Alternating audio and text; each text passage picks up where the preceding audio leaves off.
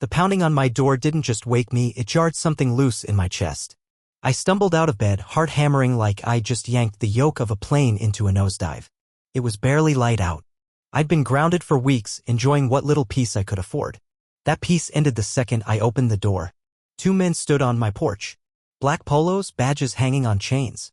One was tall and wiry, the other broader with a clipboard tucked under his arm. Both had the grim, no-nonsense faces of men who'd already made up their minds. Cole Mercer, the taller one, asked. "That's me," I said, rubbing my eyes. "What's this about?"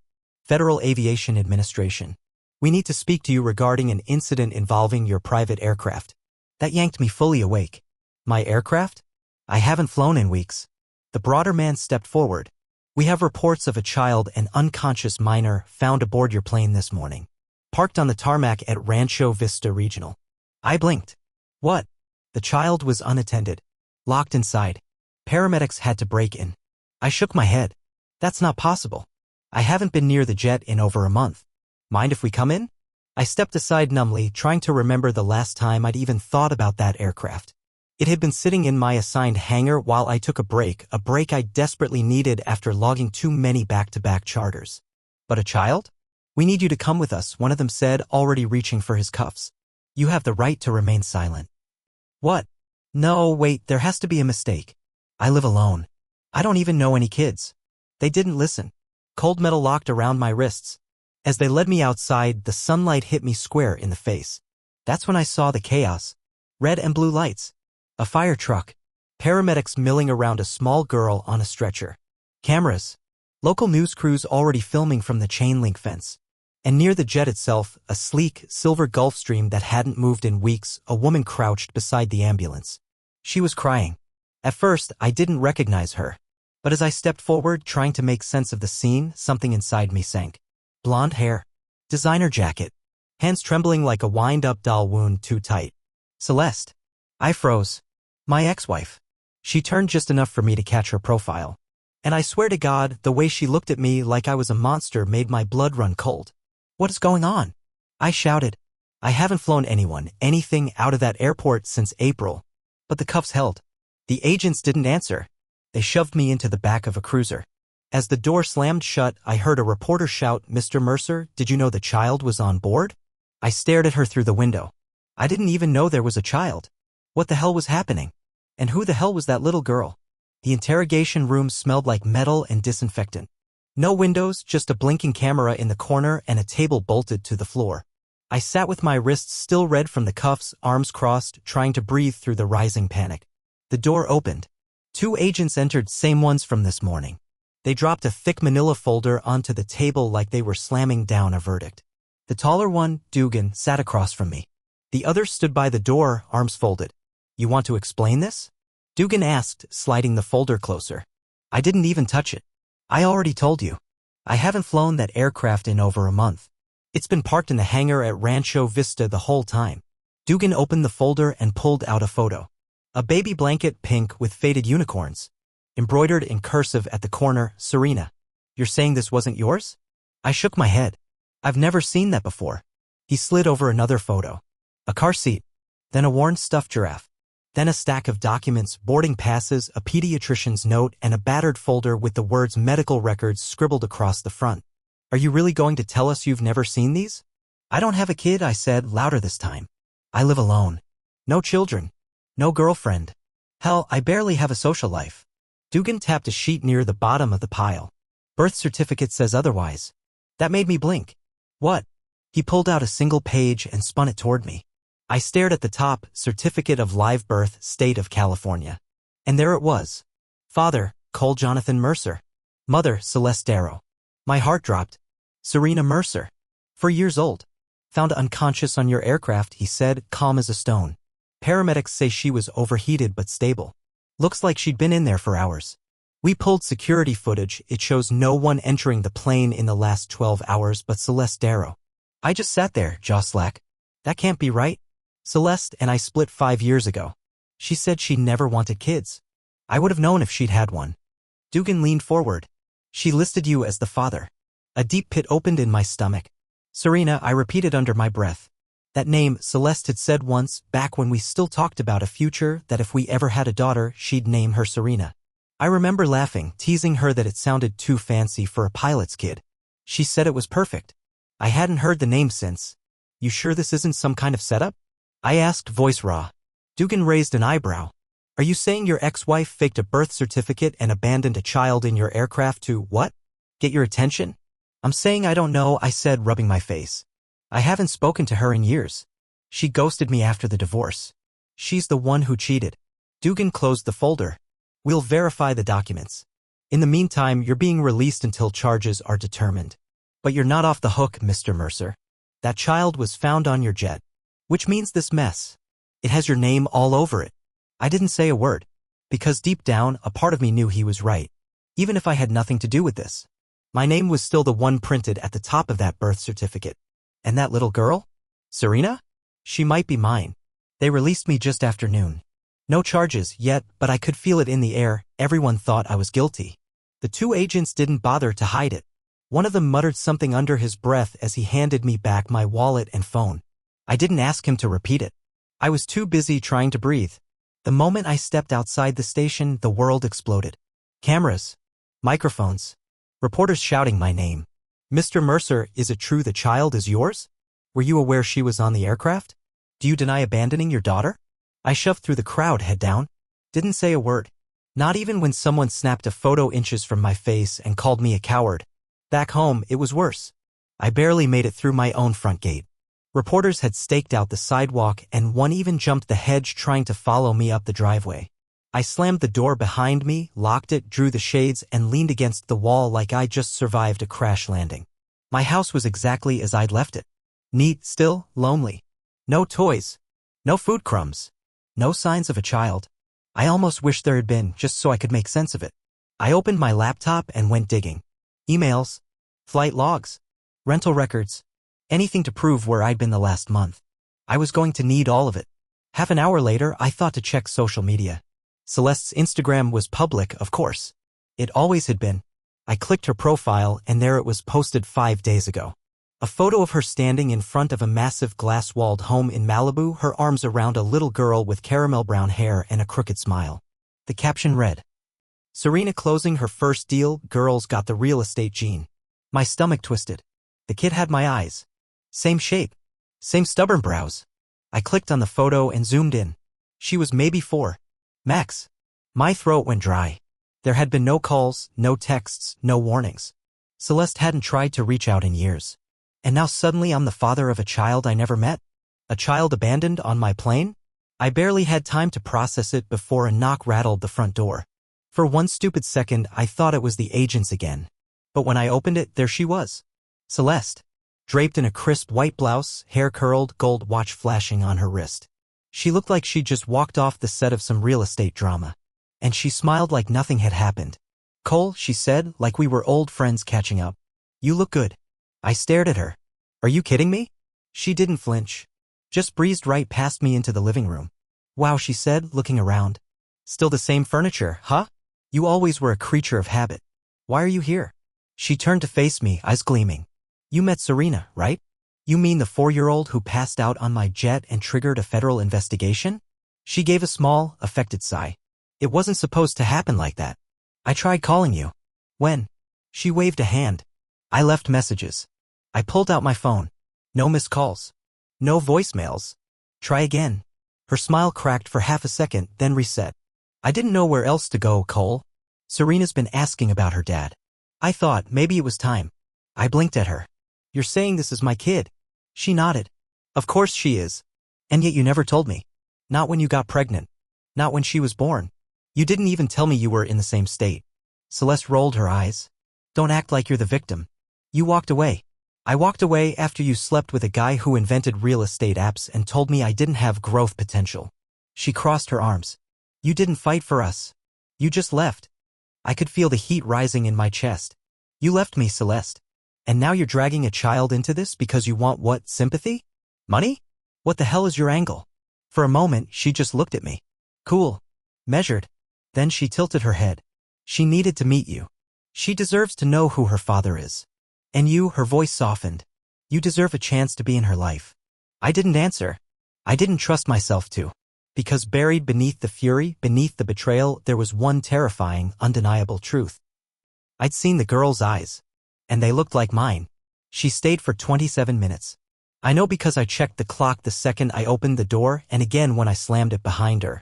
27 minutes of gaslighting, half-truths, and that same damn smirk she always wore when she thought she was winning. At first, I tried to be calm. Tried to ask reasonable questions. But with Celeste, everything was always a performance. And I'd seen this one before.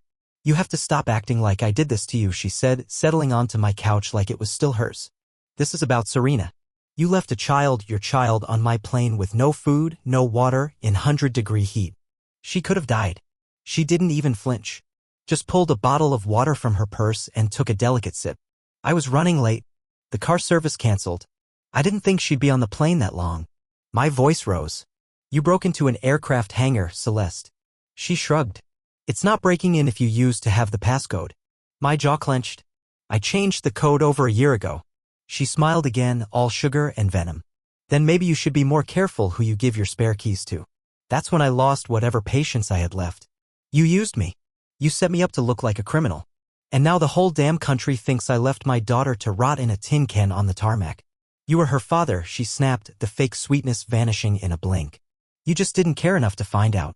I didn't know she existed. You didn't ask. You didn't follow up after we broke up. You just disappeared. I stared at her in disbelief. You told me to never contact you again. You sent a cease and desist when I mailed you the divorce settlement. She waved it off. I was emotional. No, you were sleeping with some Silicon Valley parasite who liked his women married. That hit a nerve. Her expression tightened just for a second before she stood. I came here to give you a chance to be a father. But clearly you haven't changed. Oh, I've changed, I said. I don't let people like you walk all over me anymore. She reached into her bag and pulled out a file. I was going to file this with family court next week, she said, laying it on my kitchen table. But I thought I'd give you a head start. I picked it up. Petition for child support. She smiled again, that same smug tilt of her head. Unless you'd prefer we handle it through the media. That was it. I walked over to the door, flung it open, and pointed. Out. Colt? You want to fight? File your papers. Go to court. Hell, call the news. But if you ever use a child as bait again, I will bury you legally. You hear me? Her smile vanished. You think a judge will side with you after what happened on that plane? I didn't put her there, I snapped. And I've got flight logs, time-stamped footage, and no criminal record. All you've got is a birth certificate with my name forged on it. Her eyes flashed, just for a moment. I caught it. You forged it, I said, quieter now. Didn't you? She hesitated. Then, like flipping a switch, her tone turned icy. This is why I didn't tell you. You don't know how to be a parent. You only know how to fly away. I stepped aside. Get out. She walked to the door like it was her idea. Before she left, she turned and added, she called out for you, you know? At the hospital. Kept saying, where's Daddy? I didn't answer. Because if I did, I might have broken something. The door shut behind her. And the house went quiet again. That night, I booked a paternity test with a private clinic in Santa Clarita. And then I made another call. Noah Trenton. Celeste's golden boy. The one she left me for. The one who played house with her for almost a year before she moved on. If anyone knew what kind of game she was playing, he did. Noah Trenton worked out of a sleek, mirrored office tower in Century City. The kind of place with imported stone walls, a sushi bar in the lobby, and valet parking where every car was 6 figures and spotless. I parked 2 blocks away and walked in with no appointment, no warning, just a growing sense of clarity. If I didn't start facing this now, Celeste would control the entire narrative. And I wasn't about to let her do that again. The receptionist barely looked up when I gave my name. Mr. Mercer. He said if you ever showed up to send you in. That stopped me. He what? She finally glanced at me. You're not the first one she's done this to. She buzzed a glass door and pointed me down the hall. Noah's office was all chrome and clean lines. Floor-to-ceiling windows behind him. Not a single photo on his desk. Just a tablet, a phone, and a mug that said, still loading. He looked up when I walked in and froze. For a guy who once posted shirtless hikes and startup wins like confetti, he looked different now. Gaunt. Tired. Like someone who'd seen the hurricane up close and barely made it out alive. I figured this was coming, he said quietly, gesturing to the chair across from him. I didn't come here for an apology, I said. I came for the truth. He gave a sad little nod.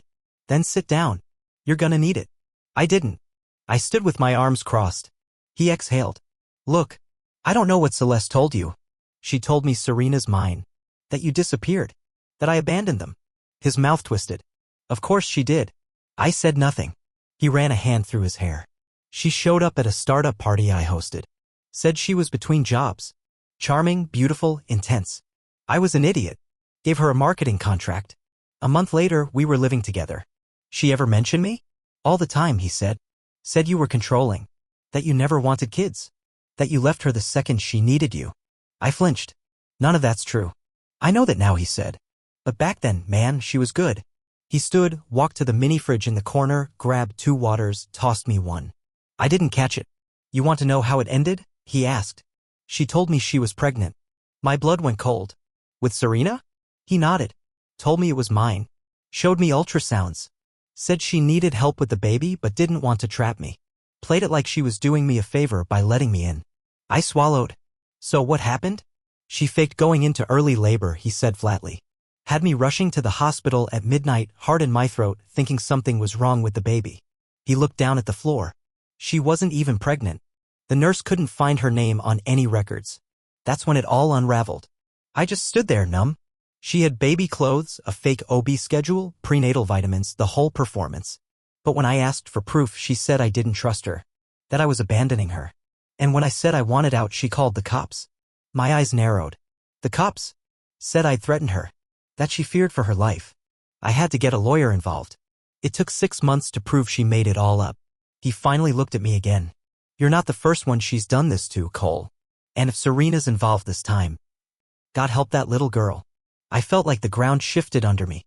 She said I'm on the birth certificate. Noah blinked. You're not the dad. She told me back then she wanted to put someone's name on it just in case. I leaned forward. Just in case what? He hesitated. In case she needed leverage. There it was. The whole thing, the birth certificate, the fake crisis, the dramatic reunion, was her version of a chess game. And I was the next pawn. Noah opened a drawer and pulled out a flash drive. I saved some stuff. Emails. Texts. Even a voicemail she left during the whole fake pregnancy stunt. He handed it to me. You're gonna need this. I took it. Then paused at the door. Did she ever love you? He gave a bitter smile. She loved having someone to lie to. I nodded once. And walked out. The envelope came 2 days later. I'd been checking the mailbox like a man waiting for a final verdict, pacing the house, every creak of the floorboards loud in the silence. I hadn't slept right since Celeste walked through my door. Not because I was scared of her, but because of the girl who called me daddy in a voice I'd never heard. I took the envelope inside, laid it on the counter, and stared at it like it might explode. The clinic was private. Discreet. High dollar. I hadn't trusted any place local. I needed results I could stand on if this ever went to court. When I finally opened it, my hands were steady. My heart wasn't. I read it once. Then again. Just to be sure. Probability of paternity, 0%. The alleged father is not the biological father of the child. I didn't feel relief. I didn't feel triumph. I felt nothing. Except cold. Serena wasn't mine. I sat at the kitchen table and stared at the words, my mind spinning but going nowhere. The DNA had answered the question, maybe the only one Celeste hadn't lied about. But it hadn't solved anything. Because outside, under the cover of night, someone was already making their next move. I heard the crunch of gravel first. By the time I stepped outside, the damage had already been done. My garage door was splashed in thick red spray paint. 4 words scrawled in uneven, jagged strokes. Negligent bastard. You'll pay. I blinked, barely registering the smell of paint. My eyes followed the line of destruction, mailbox dented in, front porch light shattered, tire tracks in the lawn like someone had peeled off in a hurry. And on the steps sat a manila envelope. No address. No stamp. Just my name scrawled across the front in the same red ink. I picked it up with a paper towel, my heart already bracing for the worst. Inside were photos. Blurry, grainy, surveillance style. The kind someone takes from behind a windshield. One of me walking into the police station. One of me talking to Noah outside his office. One of me at the clinic, envelope in hand. And the last one, a close-up of the forged birth certificate. My name still printed at the bottom. Taped to the back was a note, typed in blocky black font. You don't need to be a father to pay like one. I read it 3 times, then put it all back in the envelope and went inside. I locked every door. Closed every blind. Then sat on the edge of the couch in the dark, hands clasped, thinking. She wasn't just trying to get child support. She wasn't trying to guilt me into a relationship. This wasn't about a kid. It was punishment. It was war. The next morning, I filed a vandalism report with the local sheriff, handed over the envelope, the photos, the note. They promised to look into it. I didn't bother getting hopeful. When I got back home, there was already a car I didn't recognize idling across the street. Windows tinted. No plates. It peeled off the second I looked at it. Celeste wasn't just unhinged. She was escalating. But now? Now I had proof. Proof I wasn't the father. Proof she'd forged documents. And, thanks to Noah, proof this wasn't the first time she'd pulled something like this. I made a call that afternoon. Not to the police. To a lawyer. And the second one to someone I should have called sooner, Noah again. Because if Celeste had burned him too, maybe he wasn't the only one. The attorney I hired wasn't flashy. No designer suit or office with skyline views. Just a compact woman named Marissa Klein with steel gray eyes and a paralegal who barely looked up from her screen. But when Marissa read through the file of evidence I'd brought, photos, messages, DNA results, the fake birth certificate, she looked up at me and said 3 words I hadn't heard in weeks. "You're being hunted." That was 2 days ago. Now we were building the counterattack. First move, documentation. Marissa sent letters of intent to the FAA and local authorities, informing them we were preparing to file a criminal complaint for fraud, identity falsification, and false reporting. I handed over everything, my flight logs, text threads, Celeste's public posts. I even pulled phone GPS logs proving I hadn't been near the hangar in over a month. Second move, history. We needed a pattern. A trail of manipulation. That's where Noah came back in. He met us at the law office, looking like he hadn't slept in a week. Marissa didn't waste time. "Has Celeste done anything like this before?" He nodded. "She told me she was pregnant. Faked medical files. Claimed she miscarried after I threatened to leave. Then called the police and said I emotionally abused her." Marissa jotted notes like she was sketching a blueprint. "Do you have records?" He slid a flash drive across the table. "Everything. Emails. Voicemails. Texts. I backed it all up after the cops questioned me." "And you're willing to testify?" Noah paused. Then nodded. "Yeah. I've got nothing left to lose." We didn't stop there. With Marissa's help, I tracked down another name. Noah had mentioned Aaron Whitman, a former boyfriend of Celeste's before either of us. Apparently she'd scammed him too.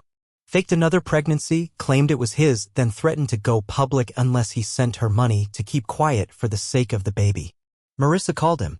He didn't hesitate. "She got me for $7,000, he said. Said she'd name the baby after me. I didn't even know she wasn't pregnant until she vanished." We met up that night. He showed us the transfers, the emails, and most importantly, a voicemail Celeste had left him during the whole mess. "You can either wire me the money or I'll let everyone know what you did to me. Don't make me get dramatic, Aaron. You know I can be loud." Aaron didn't even blink. "She once claimed she'd been in a car accident just to make me cancel a date with someone else." This was who we were dealing with. A woman who used fake babies the way other people used small talk. Then came the unexpected break. Celeste's sister, Leah, called me. "I heard what happened," she said, her voice low. "And I need you to know I'm done covering for her." I hadn't spoken to Leah in years. She and Celeste were oil and water even back when I was married. But this felt different. "She told me what she was planning weeks ago," Leah said. "Said she was going to make sure you couldn't walk away this time." She sent over a series of audio files, secret recordings she'd made when Celeste stayed with her last month. One of them made my skin crawl. "I'll just tell them she's his. He can't prove she's not unless he does the test, and by the time that comes back, I'll already have him named in the report. The press loves a good runaway dad story." Another one. "He ghosted me, Leah. He made me feel invisible. So I'm going to make sure the whole world watches him beg." Leah was crying when she sent the last file. "I wanted to believe she could change," she whispered. "But this is sick." That was it. The final nail. Marissa compiled it all, testimonies, voicemails, texts, the paternity results, the birth certificate with forged details. We drafted a civil suit and submitted a formal complaint to the district attorney. Fraud, defamation, child endangerment, falsified legal documents. We had her in a corner. But the best part? We timed the press release. A single line from my attorney. "Cole Mercer has been the victim of an elaborate hoax involving false parentage claims, forged documents, and a long-standing pattern of emotional manipulation by Ms. Celeste Darrow. Legal action is underway." The news hit within hours. And just like that, the tide turned. The photos. The smears. The headlines that once painted me as a monster? They went quiet. Because now they had something better to print. Pilot accused of child neglect was target of elaborate scheme, says lawyer. And we weren't done. Because Celeste? She was about to find out what happens when you try to frame a man with nothing left to lose and everything to prove. They arrested her on a Tuesday morning. It was quiet, clean, no sirens, no drama. Just two plainclothes detectives who showed up at her condo in Westwood with a warrant and a list of charges that could choke a horse. Fraud. Falsifying legal documents. Filing a false police report. Child endangerment. I watched it happen from a black SUV parked across the street. Celeste stepped out onto her balcony just as they knocked. She had her phone in one hand and a smoothie in the other, still playing the part. Still acting like the world was under control. When she saw the badge, she froze. She didn't scream. Didn't plead. She just went still like someone who'd finally run out of performances. I didn't feel triumphant. I just felt tired. The next day, my name was officially cleared by the FAA and local law enforcement. The press release Marissa had drafted was already circulating. I wasn't some deadbeat dad anymore, I was a victim of a targeted fraud campaign.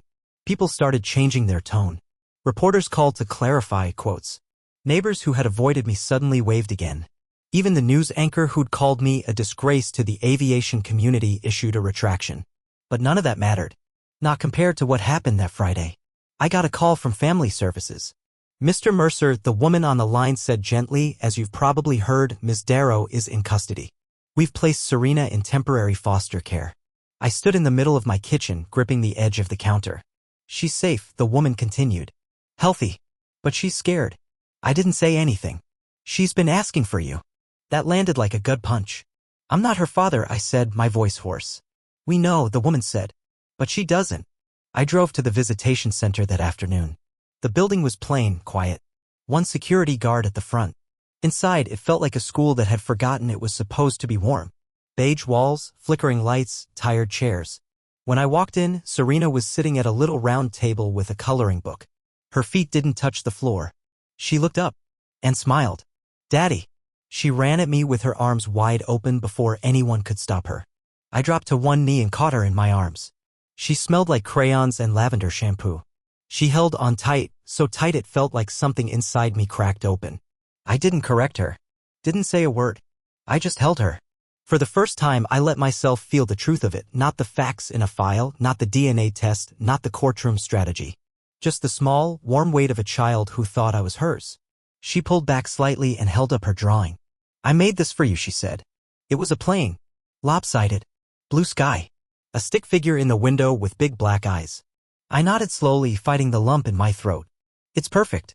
She climbed onto my lap like she'd done it 100 times. Like she belonged there. And for the first time in weeks, the storm inside me went quiet.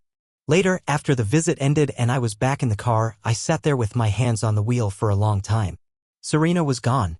But her voice still echoed in my head. Daddy. I wasn't her father. Not by blood. But the way she'd looked at me? Maybe biology wasn't the only thing that mattered. The call came 3 days after the visit. I was back at home, trying to clean out the garage. Not because it needed it, just because it gave my hands something to do while my brain ran laps. I kept seeing her face. Serena. The way she lit up when I walked into the room. The way she clung to me like I was the only person in the world who mattered. My phone rang. Unknown number. I almost let it go to voicemail. But something told me to pick up. Mr. Mercer? A woman asked. Her voice was soft but direct. This is Diane Brantley from Child and Family Services.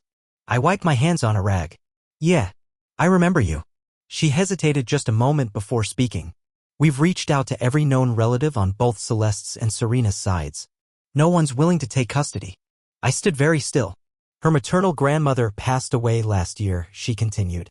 Celeste's sister declined, said she wasn't in a place to raise a child. No other family has stepped forward. I waited for the pitch. It came gently. We wanted to ask if you'd consider temporary guardianship. Until a permanent solution is found. My mouth went dry. But I'm not. You're not biologically related, she finished for me. We know. But Serena bonded with you. Strongly. She's been asking for you every day since the visit. I didn't respond.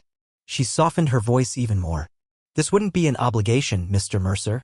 We're not pressuring you. We just want to give her the best chance at stability. And right now, for better or worse, you're that chance. I stared at the concrete floor, at the box of old flight manuals by my feet, at the dust on the workbench I hadn't used in weeks. I'm not a father, I said quietly. You'd be surprised what children bring out in people, she replied. I didn't say yes. I didn't say no. I just told her I'd think about it. That night, I sat on the edge of my bed holding the drawing Serena had given me. The one with the plane. The crooked little stick figure in the window. She'd drawn me smiling. I hadn't smiled like that in a long time. I thought about walking away. About letting someone else fix this mess. God knows I had every right. I'd been used. Lied to. Dragged through the mud. But none of that was her fault. She was just a 4-year-old girl who'd been handed a storm and told to stand still in it. And somehow she looked at me and saw shelter. The next morning, I called Diane back. All right, I said. What do I need to sign? There was no applause. No swelling music. Just paperwork. Instructions. A packet of guidelines and emergency contact forms. At the end, she asked, would you like to pick her up yourself? I said yes. Later that afternoon, I pulled into the family services lot, hands shaking on the wheel. When I stepped out, she was already at the door. She didn't wait for me to come inside.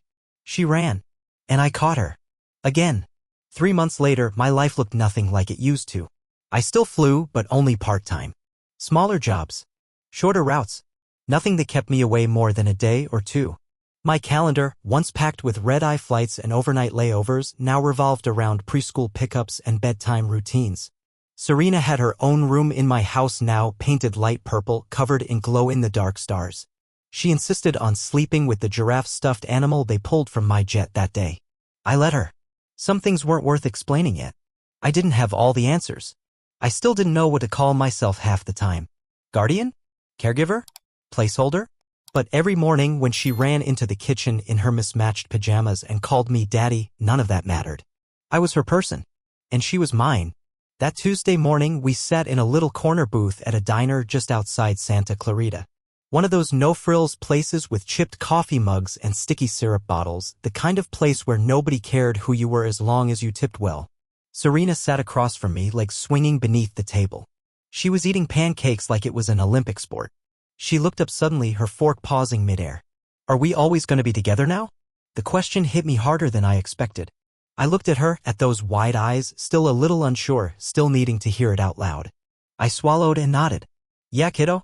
We are. Her face lit up and she went right back to her pancakes like the matter was settled. I stared out the window for a while after that. It was a clear morning. Sunlight washed across the parking lot, hitting the side of my truck. A couple walked past with a toddler between them, swinging her by the arms. Somewhere down the block, a dog barked. It all felt normal. Not dramatic. Not terrifying. Just life. And for the first time in what felt like forever, I didn't feel like I was waiting for the next crisis. I didn't feel hunted or used or cornered. I didn't feel lost. I felt like a man who had made it through hell and come back with something worth holding on to. Not a title. Not revenge. Not even justice. Something real. When we left the diner, Serena grabbed my hand like it was the most natural thing in the world. We walked out into the sunlight, side by side, no grand plans for the day ahead, just errands, maybe a stop at the park, maybe some ice cream if she asked nicely. She skipped a little as we crossed the lot. Daddy, she said, tugging on my arm. Yeah? Next time, I'm gonna draw both of us flying the plane. I smiled, eyes stinging a little. You got it, co-pilot. We got in the truck. I buckled her in. And as I started the engine, I realized something I hadn't before. This wasn't the life I planned. It wasn't the runway I charted or the destination I expected. But it was ours now. And for once, that was more than enough.